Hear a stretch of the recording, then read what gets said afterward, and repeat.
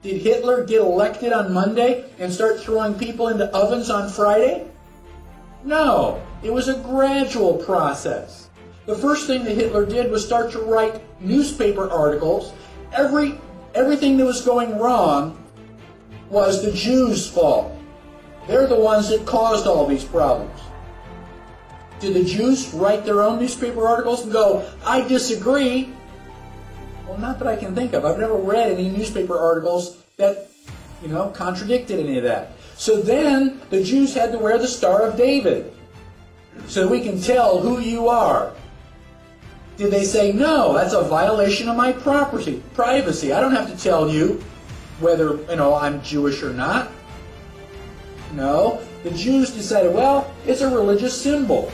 We love God. We should be proud to wear the Star of David. Eventually, the Germans came in and they broke all of the windows in all of the Jewish businesses in one weekend. The Saturday night was known as Kristallnacht, which is German for Night of Glass. You couldn't walk up and down the sidewalks because they were filled with glass. Did the Jews rise up and say, now, damn it, you're violating my property, you shouldn't do that? No. Gosh, we don't want to make the Germans any madder than they already are. We want to just kind of go along to get along. Don't piss them off. They've got guns. Eventually, the Germans are loading them up into cattle trailers on the train. Where do you think you're going? On vacation? Where do you think they're going to take you? Well, now you're cold and naked and they're walking you into the ovens where you're going to go to mass execution. Is it time now to raise your hand and say, I tend to disagree with all this? Bang! You're dead. It's too late to complain. You should have complained at the beginning when you at least had a chance. My question to you, and I don't expect you to answer it, just think about it in your head. How bad do things have to get before you do something? Do they have to take away all your property?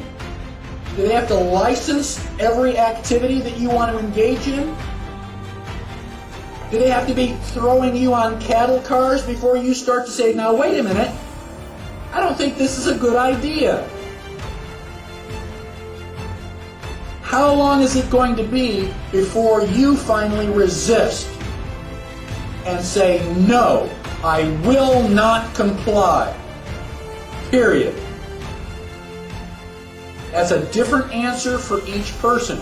Ask yourself now, because sooner or later you're going to come to that line, and when they cross it, what are you going to say? Well, okay, cross this line. Okay, now cross that line. Okay, now cross this line. And pretty soon you're in a corner.